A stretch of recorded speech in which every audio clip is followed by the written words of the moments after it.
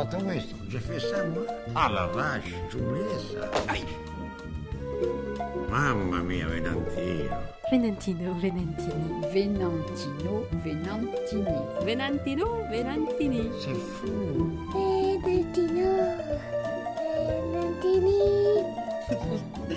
Venantino, Venantini. J'ai fait de la psychanalyse là. Venantino, Venantini. Valentino, Valentini. Venantino, Venantini. Venantino, Venantini. Venantino, Venantini. Venantino, Valentino, Venantini. Valentini. Venantino, Venantini. Ah bravo. Mais Bastien monte la garde.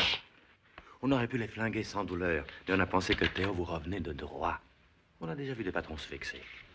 Bon ben, j'en dis à mademoiselle que j'ai une course urgente à faire et que je rejoindrai le cortège à l'église. Voilà, hein, voilà. Pour ce genre de course, je conseille à monsieur, si monsieur me permet, de ne pas partir la musette vide. Oh, dis donc, tu m'as déjà vu pas emporter ce qu'il faut, où il faut et quand il faut. Excusez-moi, monsieur Pascal, Oh mon mais des Dieu. jours comme aujourd'hui, on a plus Qui c'est ce comédien? C'est moi. Bravo, Venantino. Bravo. Ça me fait drôle. Moi, ce qui me marque le plus, ce sont les cheveux.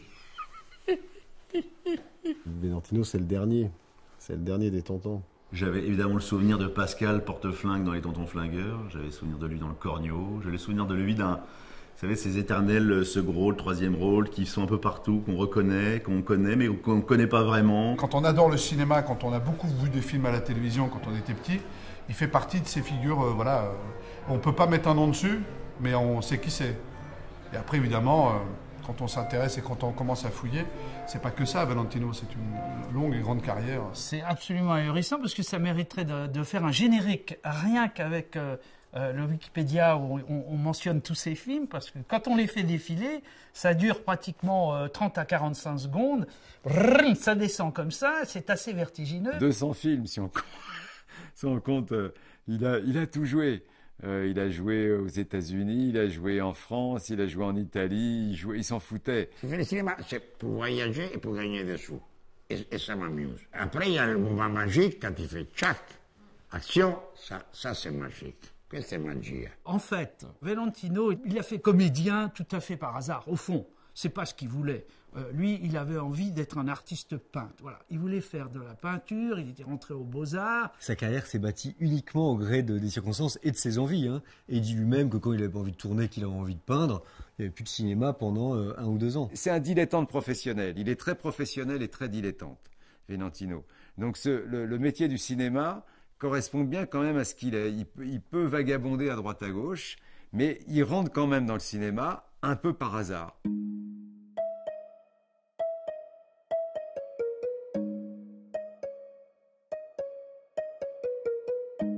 Il naît en 1930, Valentino. Donc il a 10 ans en 1940, il a 15 ans en 1945.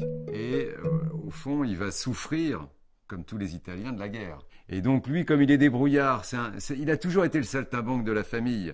Donc il va faire ses petits dessins, puisqu'il dessine bien, il va vendre des dessins, et puis comme il est très démerdard, on va s'en rendre compte plus tard dans sa vie, il traficote un petit peu le sucre, il vend ses cartes postales, c'est un petit chef de bande. L'Italie des années 50, l'Italie qui renaît de la guerre, qui va être bientôt l'Italie du boom économique, c'est une Italie qui a besoin de travailler. Et alors, il se trouve que le cinéma italien n'est pas du tout un système cloisonné comme on pourrait l'imaginer. Les premiers réalisateurs qui tournent dans la Rome de l'après-guerre prennent des enfants dans la rue, hein, et prennent des acteurs même plus généralement dans la rue.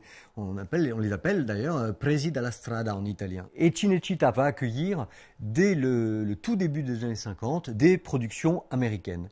C'est parce que le gouvernement italien promet des taxes réduites pour les productions américaines qui acceptent de se délocaliser en Italie. C'est comme ça que Valentino se retrouve sur Ben-Hur. Il fait un rôle de palefrenier dans la course de chars. Il y a des dizaines d'acteurs qui sont devenus célèbres après, qui ont commencé exactement dans ce contexte-là. Parce que moi, quand j'avais 17 et 18 ans, 17 et 18 ans, j'étais un étudiant, mais on mourait de faim, on n'avait pas un rond, il n'y a pas de travail, moi je suis né pauvre, c'est fou. Et on a très vite, merci aux Américains qui nous ont donné à bouffer pendant 2 ou 3 ans, dans Ben-Hur, Covadis, Cléopâtre, là, tout ça. On travaillait à Cinecittà. Et là, j'ai connu Bianca Latuada, la sœur qui la mettait en scène, Latuada, qu'on avait un certain dialogue. Et je lui ai dit, tu sais Bianca, quoi, je vais à Paris, à l'école de Beaux-Arts. Ah, c'est bien, il m'a dit. Mais laisse-moi des photos de toi. Parce que souvent, il y a des Italiens metteurs en scène qui vont à Paris chercher des comédiens. Il y a une femme, visiblement, qui a été très très importante, c'est Bianca Latuada, qui le prend en amitié et qui voit quand même, il avait un physique extraordinaire. Et cette Bianca Latuada va le faire travailler dans le cinéma au début comme vraiment, même comme figurant. Donc il va être dans les péplums, Bénu, etc. On peut l'apercevoir à une demi-seconde dans ses grands films. Et même quand il va partir à Paris pour faire les Beaux-Arts, elle continuera à garder contact avec lui et lui envoyer des réalisateurs, pas les moindres, pour lui proposer des rôles.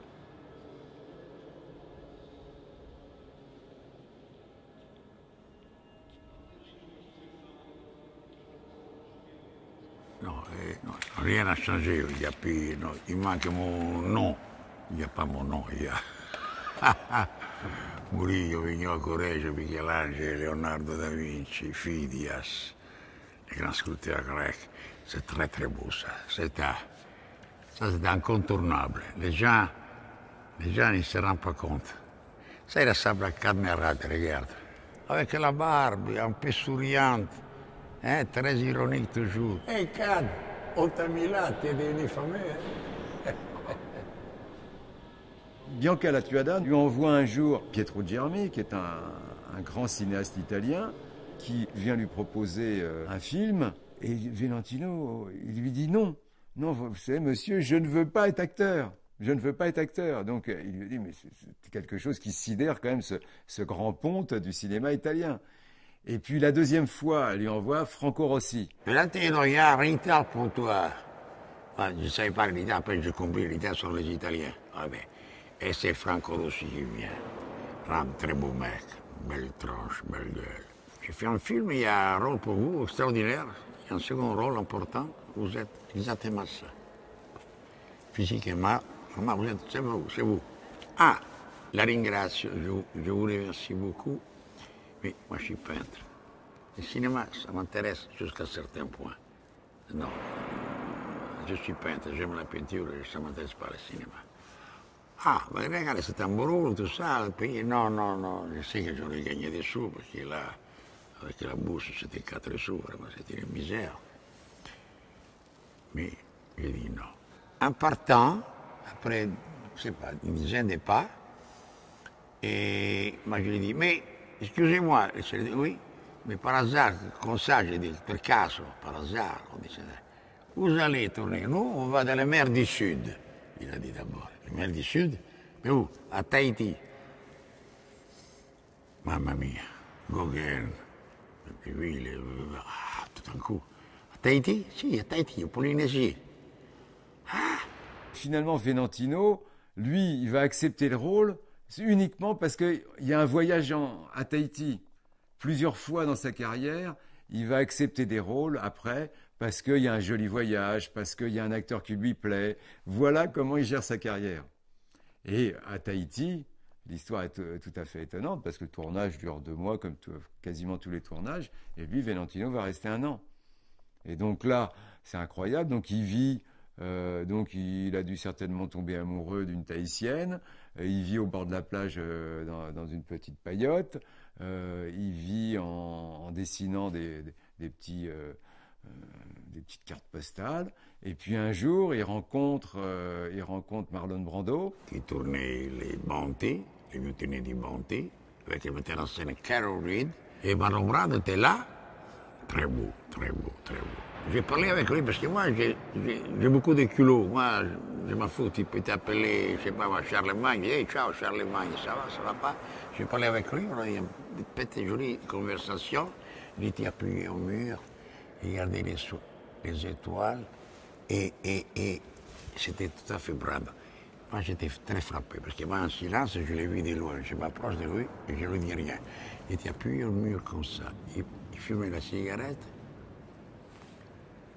Regardez. Mais je parlais, et puis non, on n'est pas devenu amis, mais quand même, il est venu 2 jours après dans ma cabane, à me farer, et m'a acheté un tableau. $300, $300. C'était un portrait d'une Tahitienne. Oui, c'est tableau, je ne sais pas. C'est drôle. Hein?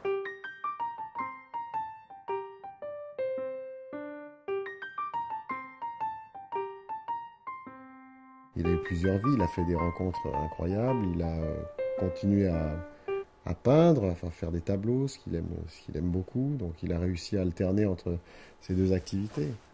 Et puis surtout qu'il tourne encore en ce moment, ça c'est vachement bien. C'est moi qui viens.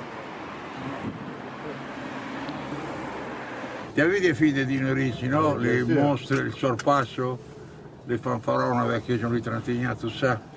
Il me disait, j'étais très ami de lui, très ami. C'était une grosse perte. Et là, au cinéma, il parlait avec l'air comme ça, lui. Il disait, le cinéma, c'est très beau, on c'est très emmerdant, il faut se lever à 6 heures, 7 heures, quelle barbe, quelle barbe. Capito? T'as compris? Et alors? Non, tu avais compris. Come stai? Ouais, le café. Le café, tout est là-bas. Tout est là-bas. Oui.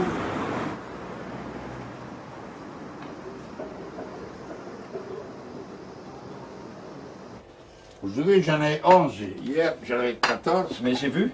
Ah, t'as vu, hein? J'ai vu tout de suite. Voilà. Qu'est-ce qu'on fait? Rien. On le laisse là. Non, c'est ça, je vais me les couper. Qu'est-ce que tu veux? Mamma mia.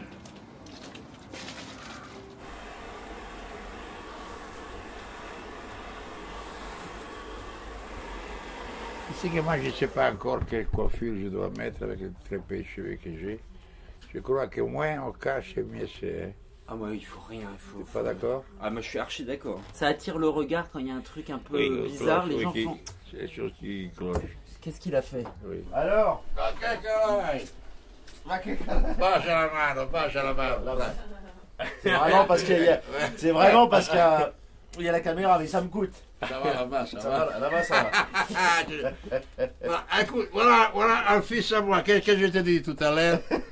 Tu es comme un fils pour moi. Maintenant, tu es baisé à jamais. Tu es lié à moi pour J'attendrai un peu avant de le foutre au foyer, je vais attendre un petit peu. La première rencontre, elle a été très évidente et immédiate. C'est Claude Lelouch, quand on préparait le film 1 + 1, m'a dit, j'ai trouvé ton papa, un acteur italien, Venantino Venantini. Mais je dis, c'est le... Avec Tonton Flingueur, oui, c'est ça. Et il me dit, je suis allé le voir à Rome. Et on était dans une voiture, il m'a dit, bah là, je te présente ton père. Et il me montre, et il avait filmé déjà Venantino, qui partait dans ses impros au volant de sa voiture et qui promenait Claude dans les rues de Rome. Et il était déjà très très drôle, quoi. J'ai senti tout de suite que ça allait être un très joli moment. J'ai senti tout de suite que j'allais l'aimer, en fait. Comme un papa que j'allais retrouver, quoi, en fait, puisque c'était ça l'histoire. C'est un père que je retrouve. Donc il était assez raccord avec la vidéo. Voilà, on s'est apprécié immédiatement. Voilà, on a rigolé tout de suite, parce que c'est un jeune vieux, en fait. C'est plutôt jeune, d'ailleurs. Plutôt même très jeune. Tu m'as marqué, vraiment. T'as vu un peu, hein? Bon, tu vois, ça fait ça, je sais. Dès qu'on me rencontre, c'est... Vuoi mettere a scena il maestro? Maestro, grande, tu sei grande. Lo sai, ti ne sei già. E allora ti dirà Ubi Maior minor cessato. Ben, je le connaissais déjà très bien parce que j'avais tourné avec lui déjà dans toute une vie. Il y a très très longtemps, je l'avais pris pour symboliser le type même de l'italien. Je trouve qu'il symbolise l'Italie à lui tout seul. Et quand on a cherché un père pour Jean Dujardin dans 1 + 1, j'ai pensé à lui parce que je trouve qu'il y a une ressemblance. Je pense que quand Venantino était jeune, il y avait un côté Dujardin qu'on retrouve chez Jean aujourd'hui et il est génial dans le film. C'est vrai qu'on dirait vraiment le père et le fils. On sent qu'il y a un fil invisible qui les relie. Ils auraient pu être de la même famille. Giovanni del Giardino. Giovanni del Giardini. Dei giardini. I giardini dei Finzi Contini. Ti avevi visto il film di Vittorio De Sica? Il Franzo di Milano. No! Alors je vais m'habiller maintenant, parce que sinon on commence à s'enrouler. Le cinéma c'est comme ça. Je ne l'ai jamais vu autrement que dans de la bonne humeur. C'est un homme qui est constamment dans la récréation, dans l'amusement. E la rossa che vince, la messa che vince, la bianca, dove si trova qua nel mezzo? Tieni. Allez, c'est parti. La rossa che vince, la rossa che vince. Il est où? Ce l'ha, ici, qua. Ok, il est là. Il est là. Il est où? Il y a quelqu'un qui non. Che per dire che loro. En voiture, papa. Sì, déjà? Ma che cazzo vuoi?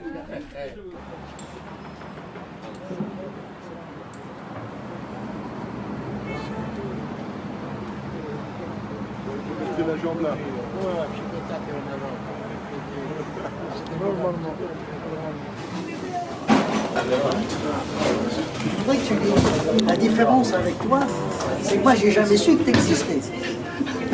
Tu vois, il te dit ça. Tu sais, il y a la différence entre moi, tu sais laquelle c'est.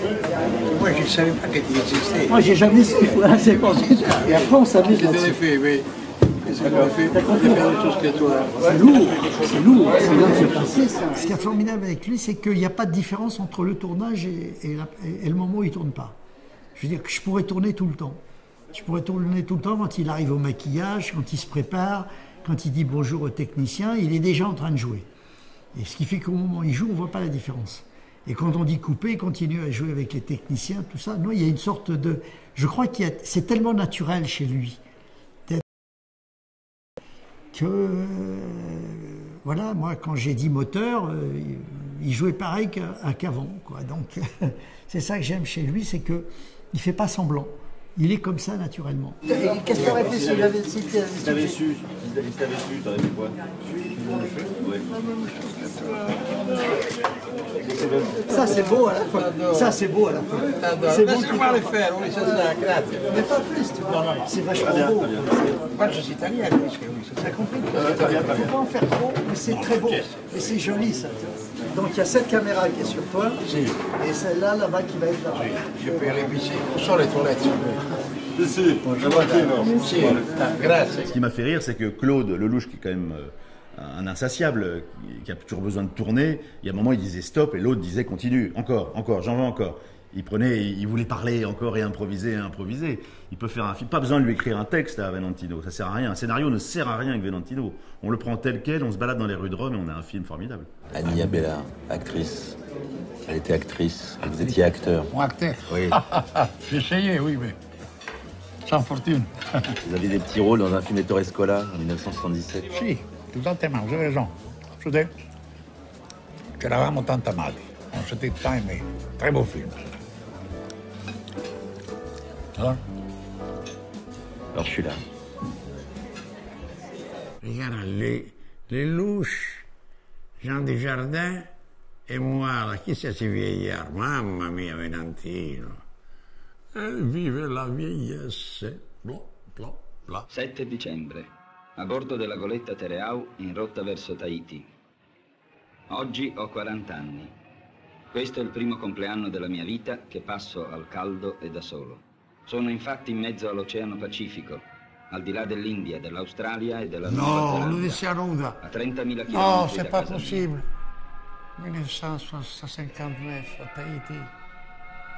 Inizio oggi questo diario segreto, parentesi, come le fanciulle dell'Ottocento. Mon premier film. Oggi a notare e Non, je commentare connais bien pas. Ça, c'est un concert qui m'a tué là. Vous avez trouvé ça? Vous êtes toute la vie pour les KGB, pour les... Dopo 5 ore di motoscafo, sbarcato finalmente a Tahiti. C'est un film très étonnant, l'histoire de ce réalisateur Enrico Maria Salerno qui arrive à Tahiti et qui se rend compte qu'en réalité ces problèmes qu'il avait en Italie ne se résolvent pas au contact du soleil tahitien et que ce paradis extraordinaire qu'il découvre ne suffit pas à guérir son mal-être. Alors que le personnage joué par Venantino est beaucoup plus léger.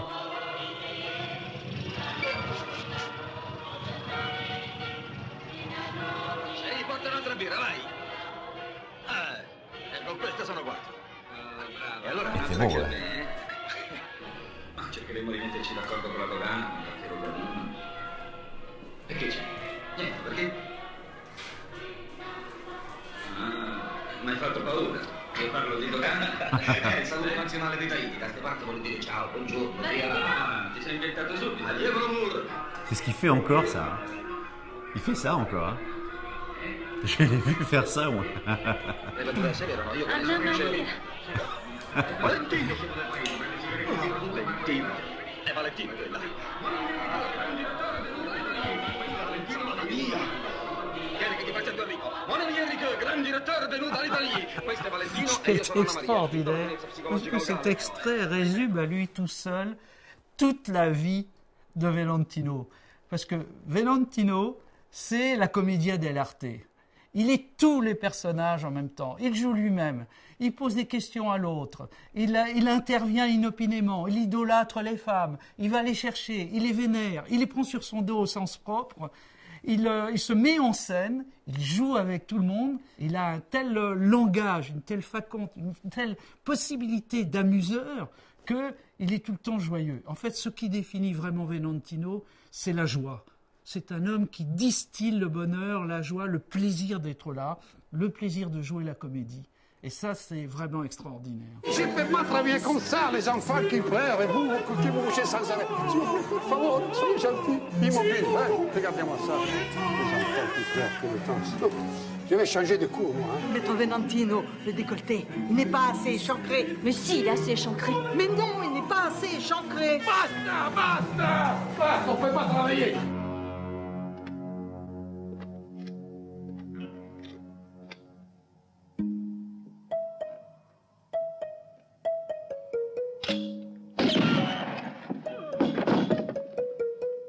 Gli eroi sono finiti.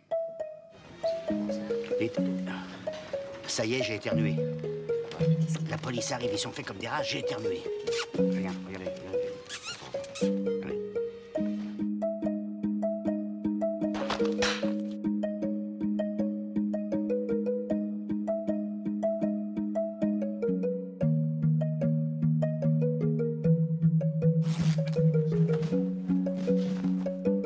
Imbécile! Oh, mais c'est pas moi!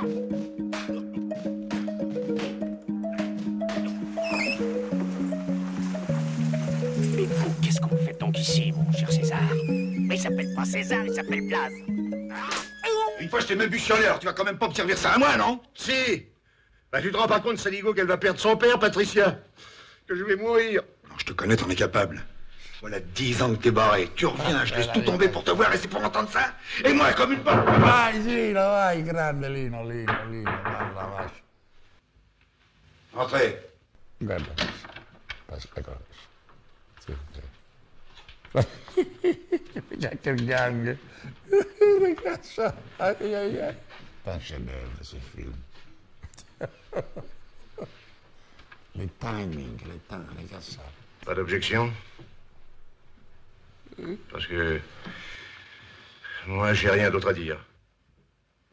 Vous m'avez à me faire voir ça, parce que tout le monde regardait les autres qui jouaient, et parce que on restait comme ça, et on commençait à rire. Puis quand on se trompait des répliques, on commençait à rire tous ensemble. Allez, les cocos, allez, on recommence. C'était formidable. Ça passait comme ça. C'est fini. On choisit des acteurs italiens parce qu'il y a ce qu'ils appelaient à l'époque la coproduction des accords entre le cinéma français et le cinéma italien. Donc lui, il est choisi finalement parce qu'il y a ces accords. Il y a beaucoup de films. Trintignant aussi a joué, a profité de ça, Bernard Blier. C'était formidable parce qu'on prenait des Italiens, on prenait des Français. Le cinéma s'est construit sur ces belles rencontres et lui, il a vraiment été au cœur de tout ça. Valentino va faire carrière dans ce système des coproductions. Après une première carrière en Italie, c'est vraiment à partir de 1963, à partir des Tontons Flingueurs, qu'il va débarquer de plein pied dans le système des coproductions et véritablement devenir un pion idéal de ce système. Attention, messieurs, fin fausse note. Ah oui. La volonté du défunt est formelle. Pour Patricia, le plus longtemps possible, son papa se porte comme un chat et joue les centaures quelque part dans les... servi par la poste, ce qui explique son silence. Bon, je dois partir. Maître Fallas sait toujours où me joindre. J'habite chez ma mère. Abito da mia madre, j'habite chez maman. Ça, c'est l'Italie. Et toujours le cordon ombilical. C'est rigolo, c'est un porte-flingue qui vit chez sa mère, c'est un porte-flingue qui est très professionnel, c'est-à-dire qui donne quand même des leçons de flingage à Lino lorsqu'ils vont chez Tomate. À la fille sous les arbres, ils auraient eu leur chance. Seulement, de nos jours, il y a de moins en moins de techniciens pour le combat à pied. Ah oui, m'écoute. L'esprit fantassin n'existe plus. C'est un tort. Et la gomme ne croyait pas à ces films. Il dit, tiens, on a fait ça. Il dit, Quand tu vois aujourd'hui, tout le monde connaît les répliques par cœur. Mais je t'avais pas invité, mais t'avais pas à le faire, je suis chez moi. Ou alors il dort le gros con, tant mieux parce qu'il dormira encore mieux quand il a rappelé ça dans la gueule. Il va entendre chanter les anges, le gugus de Montauban. Je vais le renvoyer à la maison mère, au terminus des prétentieux. Terminus des prétentieux, c'est très bon, hein. Ouais, il y en a plein, évidemment. Il y a plein de phrases qui me reviennent. Moi, j'ai été élevé à ça et c'est émouvant de se dire qu'il y a encore le représentant qui tient bon, qui est encore là. Qu'est-ce qui se passe encore? Notre ami va se faire un plaisir de vous l'expliquer. Les Wolfenus ont organisé à la péniche une petite réunion des cadres. Façon meeting, si vous voyez ce que je veux dire. Enfin quoi, on parle dans votre dos. Et tu tiens ça d'où? Je peux pas le dire, j'ai promis. Ce serait mal. Alors? Eh bien, il y a deux solutions. Ou on se dérange, ou on méprise. Oui, évidemment. N'importe comment, une tournée d'inspection ne peut jamais nuire, bien sûr. On va y aller. Monsieur Fernand, il y a peut-être une place pour moi dans votre auto. Une fois que les réunions deviennent houleuses, j'ai une présence tranquillisante. Il était merveilleux, il est merveilleux ce personnage. Bon, ce personnage était extraordinaire en son temps. Et Venantino, il a pigé tout de suite tout ce qu'il fallait faire avec Lautner. Et c'est pour ça qu'il est rentré aussi facilement dans cette équipe. Parce que c'est vraiment une famille, alors là, pour le coup, d'acteurs. Tous ces acteurs aiment la façon de parler, de faire parler ces personnages. Et on sent chez chacun d'eux une jubilation extraordinaire. Une jubilation à faire jubiler le spectateur par le texte puis par le jeu. C'est l'art aussi de magnifier les seconds rôles. D'Alban, le majordome, on ne l'oublie pas. Le père de Claude Rich, on ne l'oublie pas. Et Venantino, on ne l'oublie pas parce qu'il est parfait. Quand, avec McRoney, quand il discute de savoir quel est le flingue qu'il faut choisir, c'est ciselé. C'est fait pour lui. C'est fait pour lui. Dis donc, je le connais pas celui-là. Il est nouveau?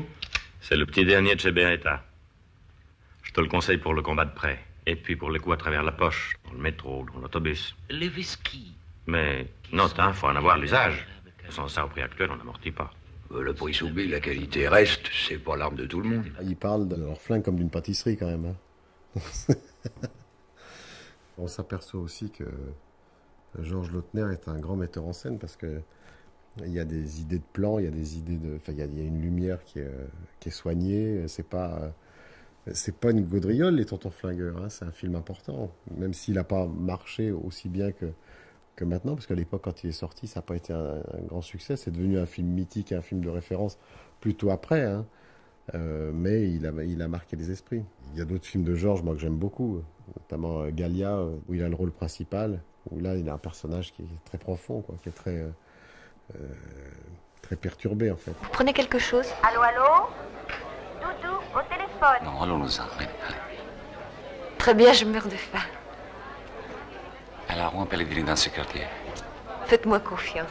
Voilà. Gallia, c'est l'histoire d'une femme qui est un personnage très moderne, très libéré. Et elle va s'opposer à un macho italien, séducteur, joué par Venantino. C'était déjà l'époque où les femmes n'étaient pas encore très libres. Et hélas, avec les films de Georges, ça ouvre la porte à la liberté des femmes. Ce qui importait là, pour Lautner, c'était de mettre ensemble deux personnalités, Venantino et Mireille, et puis la société autour. Comment on fait pour être libre avec une femme qui revendique la liberté sexuelle? C'est vous? Tout seul? Votre petite amie n'aime pas l'eau? Non, elle sort de chez le coiffeur. Je crois qu'elle fait la tête. Pourquoi? Parce que vous sortez avec moi ce soir? Peut-être. Vous hésitez, vous avez peur? Peut-être. Bon, bah alors tant pis. Tiens, on vient vous chercher malgré les intempéries. Où? Quand? 9h à Montparnasse, au Select. Moi, je l'aime bien dans Gallia parce qu'il a, justement, il a un peu un contre-emploi. Déjà, il a le rôle principal, donc c'est une vraie performance. Et puis, il a à la fois un côté malsain, il a quelque chose qui lui correspond pas du tout. Donc, c'est là qu'on se rend compte que c'est un grand comédien. Qu'est-ce que tu fais? C'est trop chaud. Je vais que tu restes habillé en blanc. Mais j'ai rien sous mon pullover. Et là? J'ai beaucoup aimé le rôle, hein. Ça m'a amusé énormément. Je me suis amusé énormément. Et Georges était ravi de ça. Et moi aussi, j'étais ravi. Il a tourné 10 fois avec Lautner. Lautner se débrouillait toujours pour lui donner un petit rôle dans chacun de ses films. Il lui a donné des beaux seconds rôles dans Les Tontons Flingueurs, des troisièmes rôles dans Un pissenlit par la racine, et puis après, il est toujours là. Il fait partie de la bande à Lautner. Ça, c'est Georges. Attends, l'épaule, montre-le-moi. Il me manque énormément, encore aujourd'hui, encore, toujours. C'était un homme d'une gentillesse et d'un humour si fin, si tranquille, si paisible. Lautner, il s'amusait avec nous. Et au lieu de dire action, il disait partez tout doucement comme ça. Moteur, tchac, le 120, quatrième, partez.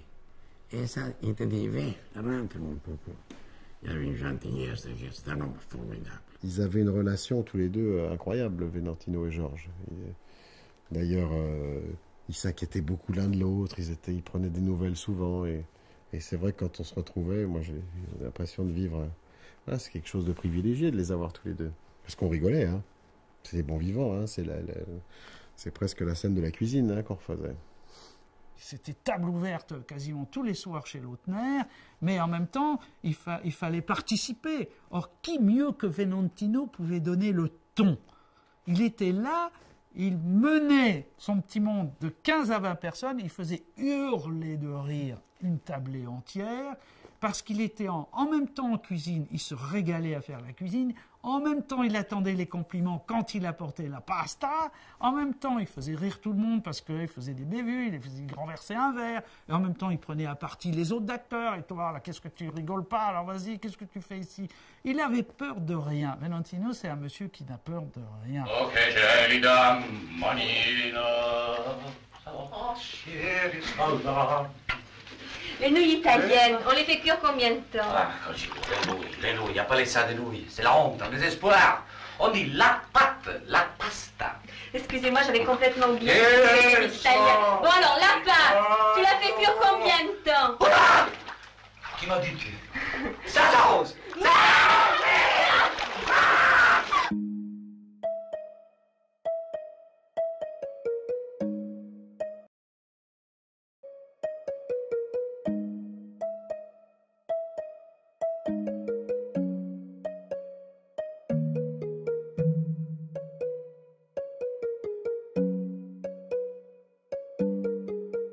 Alors ça c'est... Ah non, c'est le film américain là, Round Trip. Ça c'est la fille américaine. C'est à New York, Round Trip. J'ai joué le rôle d'un peintre français qui en a marre de l'Europe et vient en Amérique voir ce qui se passe. Le terrain c'est Pierre Guessou, un Français qui habite à Hollywood. Il avait vu Gallia, il avait beaucoup aimé mon rôle, il dit bon, il va jouer le rôle. Et je joue le premier rôle, ça s'appelle Round Trip, aller-retour. C'est un film très important. C'est un Italien à New York. Là encore, il faut comprendre ce que c'est que New York pour un Italien qui est né en 1930. C'est un autre monde. Il voit que des tours Eiffel, il voit que des buildings, et c'est là que ça se passe. Donc la puissance de la vie américaine va le prendre. Il va tomber amoureux de la mère de ses enfants, de Marilyn. Marilyn, c'est une femme qui s'appelle Marilyn, qui est belle, qui est formidable. Il va côtoyer Andy Warhol. C'est une vie comme on ne peut pas tellement pu imaginer aujourd'hui. Et puis, le paradoxe, c'est qu'il va être utilisé après dans des séries américaines comme un Français. Et il le fait très bien. Il peut très bien parler en américain comme un Français. There is one thing I want to know. Where are you going? Oh, it's perfect. Very good, very good. Je me suis inventé ça. Après ça, mon agent américain dit, Venantino, à toi, I'm going to sell you like hot dogs. Je te vends comme des hot dogs. Alors, tourner à Hollywood, c'était Ti a beau me dire la France, l'Italie, ma vaffanculo, je m'en fous, là c'est vraiment le cinéma. Une roulotte qui ne sait jamais, la Buick, la voiture. Et puis, c'est drôle, j'ai compris une chose. Après 10 jours, chaque 10 jours, ça durait 2 mois les films. On m'a donné mon agent américain, parce qu'il y a un agent à New York et l'autre à Los Angeles, une enveloppe jaune. Moi, je ne touchais pas jour, il y avait 300, 400, 600 dollars, 300 dollars. Je dis, bon, je ne touche pas parce qu'on ne sait jamais à quoi ça sert, ça. Bon. Puis un jour, je dis à mon agent, qu'est-ce que c'est cette enveloppe jaune? Ah, oh, tu as fait all-time. Quoi, all-time? Ah oui, ce jour-là, tu as tourné 2 milliards de plus. Oh, tu as un quart de plus. On dit, vive les États-Unis, vive l'Amérique. Mais en même temps, c'est là où il n'est pas carriériste, c'est que paradoxalement, il aurait pu devenir peut-être une star là-bas. Parce qu'il y avait, les Américains, ils aiment bien les gens typés. Ils correspondaient certainement à l'image de l'Européen, en l'occurrence, de l'Italien et du Français. Et ça marchait bien. Et puis finalement, il aimait tellement sa mère, là encore. Il est Pascal, hein, il revient voir sa mère, il vient revoir sa famille. Il a besoin de Rome. Il est italien jusqu'au fond des tripes. Aïe, aïe, aïe, aïe. Che paradiso, ehi! Vieni a mangiare il gelatino? Charlie, dammi un whisky.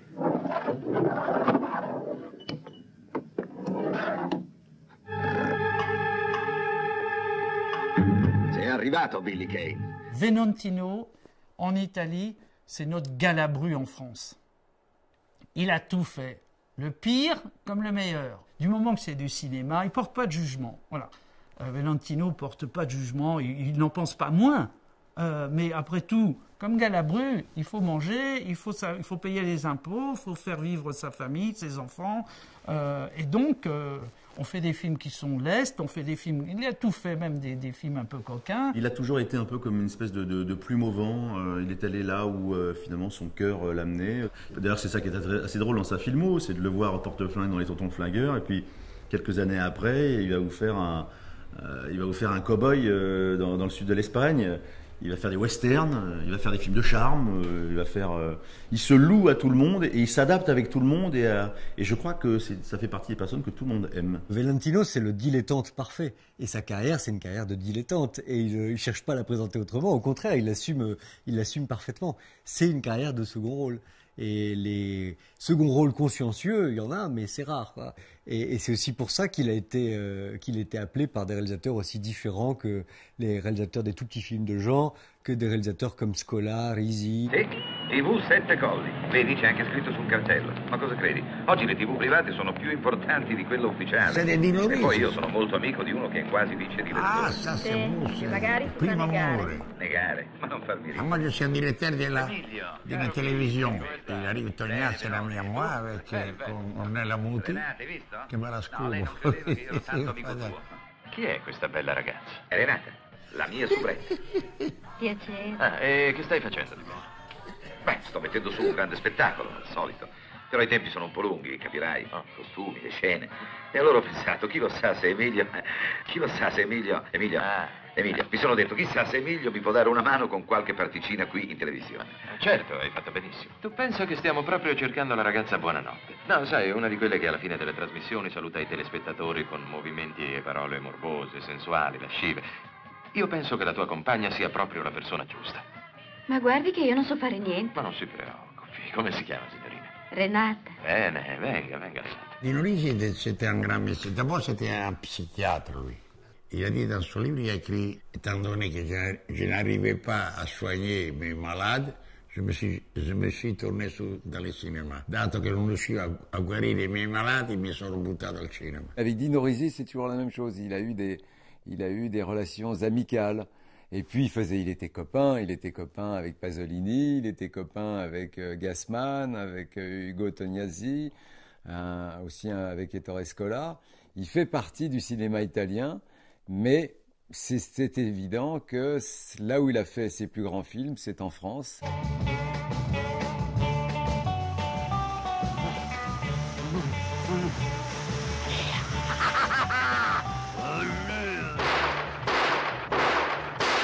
Vous avez besoin de toutes ces armes contre moi? Bourvil, che grande attore, gran commediante, grande.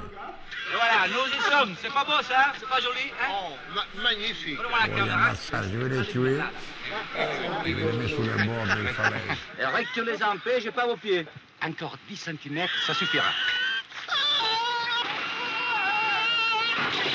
Formidable Bourvil. Ancora 10 centimetri, ancora 10 centimetri. Ça, c'est un grand film, un grand succès, un grand metteur en scène, une grande époque. C'était vraiment un grand film, très beau. Et Bourvil et Funès, c'était une couple incontournable. C'est l'histoire de ce rôle, Mickey le Bègue.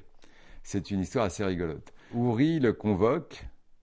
Il est accompagné de son épouse Michèle Morgan. Donc c'est déjà quelque chose d'extraordinaire pour Valentino. Parce que Michèle Morgan, c'était là aussi une vedette incroyable, une femme de grande beauté. Il est fasciné. Donc visiblement, ils ont envie de choisir Valentino. Mais Ouri, qui a été acteur avant d'être réalisateur, se soucie des détails. Il lui dit, va falloir que vous soyez bègue. Et il se trouve que parfois, très rarement, Valentino est bègue. Il dit, tout c'était formidable, bègue, je saurais le faire. Il m'a dit donc, il faut que vous bégayiez. J'ai dit, merci. Comment merci? Si je bégayais, il a dit, ah, tant mieux. Dans les tournages, je n'arrivais pas à bégayer. C'était drôle. Voilà le son et voilà l'image. Un plan et signé Saint-Royan. Ce film a duré des mois. Il y a eu beaucoup de vicissitudes. Il y a eu une dizaine de jours de pluie à côté de Rome, à côté de Bolsena. Et il pleuvait tellement. Et là, j'ai vu que Funès était presque bigot. Il est tous les matins à la messe. Toutes les églises de Rome, il les a fait toutes. À la fin du Cornio, il y a 15 jours de pluie. C'est en fin août. En Italie, ça arrive une fois par siècle. C'est au moment du Cornio. Donc à ce moment-là, De Funès, qui aime beaucoup Valentino, et l'inverse, ils vont visiter autour de Rome, jusqu'à Saint-François d'Assise. Ils vont visiter les plus belles cathédrales, les plus belles basiliques d'Italie. Il y a une grande amitié avec Funès. Je crois que s'il pouvait, il m'aurait mis partout dans ce film. Et c'était réciproque, lui et moi. Monsieur, tout va bien? Oui, mais vous êtes tout à fait sûr de vos employés? Oh, je suis sûr. Alors, rien à craindre. Il y a 3 fils de gendarmes. Non, mais enfin, je vais dire, pas de mauvais esprit, vous me comprenez, non? Écoutez, la satisfaction du client est la seule politique de la maison. Merci.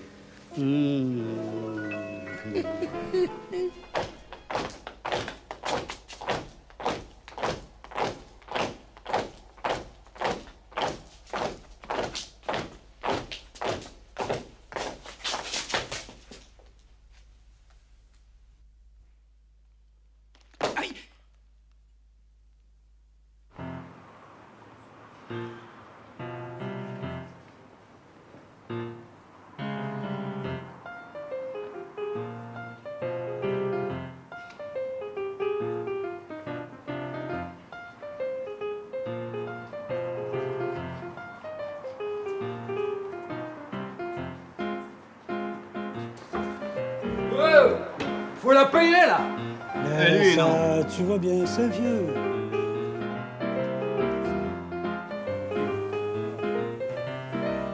Coupé. On y retourne, c'est bien, pas mal. C'est coupé, merci. Pas mal. Ça peut être mieux. C'est un peu marché dessus, les gars. Non, c'est bien parce qu'on s'attend pas à ce que tu la prennes. Ça. C'est mieux. Alors, je ne regarde même pas les autres. Non, c'est bien ce que tu as fait. Tu as fait ton petit... Ok, va bien.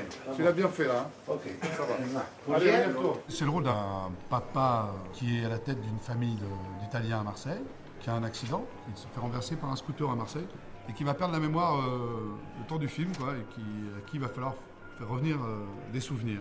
Donc c'est un rôle important. Il y a les 2 fils qui sont joués par Patrick Bosso et moi-même, et Valentino, le papa, quoi.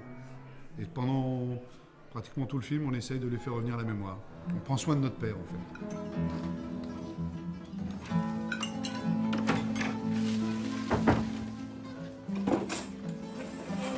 Ça va? Je sais pas, il me parle pas. Regarde, même les boulettes, il les reconnaît pas, tu te rends compte? Et Valentino, il est magnifique. Même quand il parle pas. C'est là on voit que c'est un grand acteur.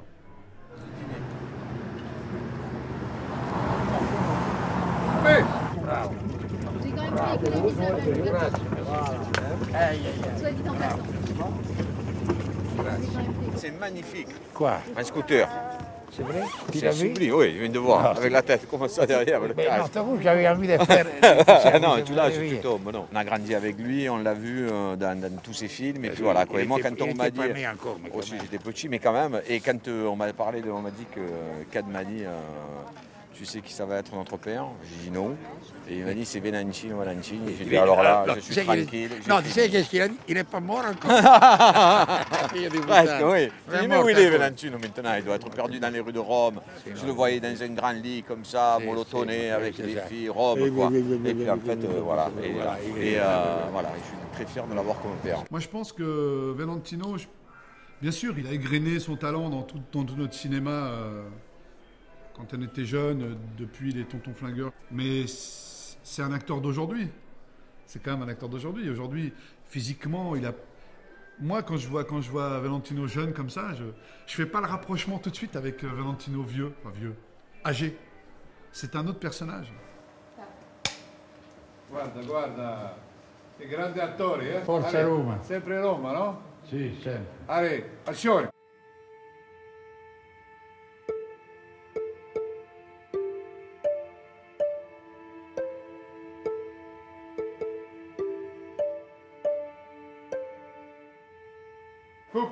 A domani.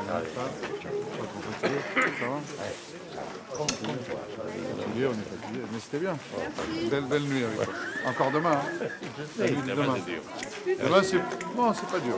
Non, c'est beau. Plus, non, demain, il faut faire un chef-d'œuvre. Un chef-d'œuvre. Pour Valentino, ce qui compte, c'est être sur un tournage, plus que jouer la comédie.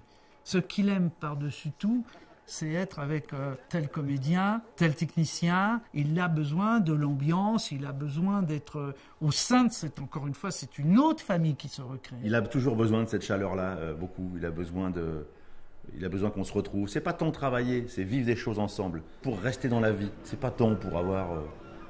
pour faire des rôles. Il est plus là-dedans d'ailleurs, il s'en fout. Et je crois que toute sa vie, ça a été ça en fait. C'est vivre à chaque fois des instants, des moments avec des gens. Vous étiez un ancien policier, tu étiez sur Lolo Ferrari. Je me souviens qu'il y avait de gros seins sur une affiche. Tu te souviens, oui. Tu te souviens de ce truc Formidable. qu'on a fait? Bah, moi, je l'ai fait avec En toi. noir et blanc, très beau. Ouais, bah, j'ai fait La avec. cible. Formidable. Oui, je suis l'ancien braqueur. Exactement, L'ancien, et il te demande à apprendre un braqueur. Ouais, c'est ça, oui, ça. oui. Ouais, c'est il y a longtemps. Mais tu peignais déjà. Le cinéma, c'est après. Ça m'amuse. Le cinéma, ça t'a permis d'acheter des tubes de peinture? Si, c'est passé, oui, c'est ça. Et ça m'a fait voyager. Mais d'habitude, c'est moi.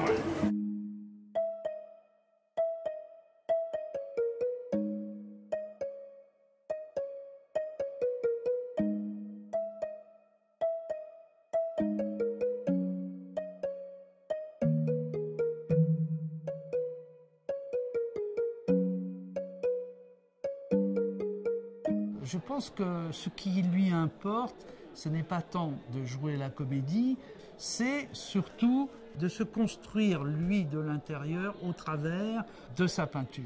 Être artiste peintre, c'est un travail, je dirais presque cérébral, intérieur, c'est quelque chose de profond, de grave. C'est quelqu'un qui a un regard, quoi. Donc il a un œil sur quelque chose.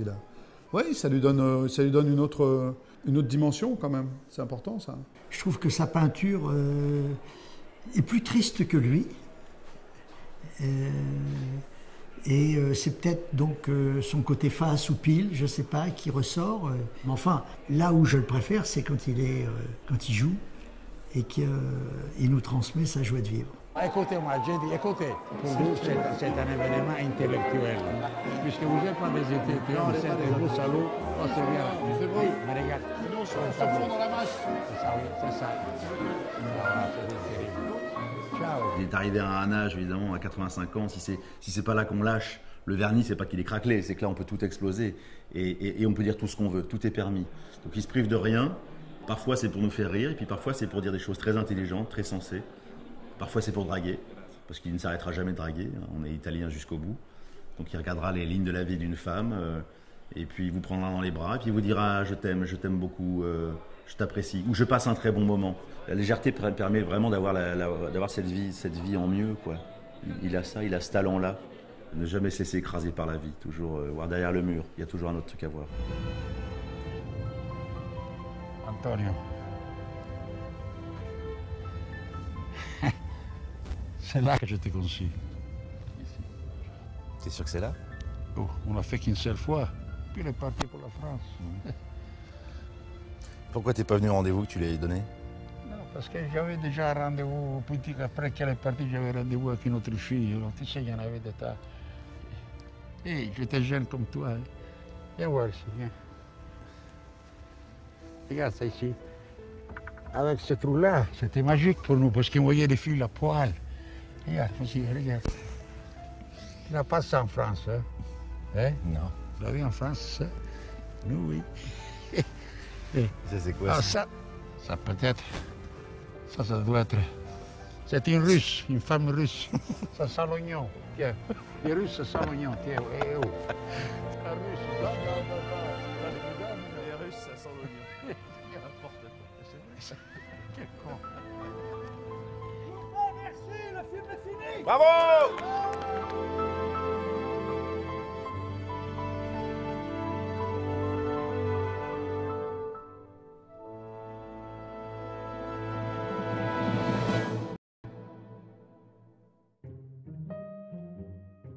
Attention.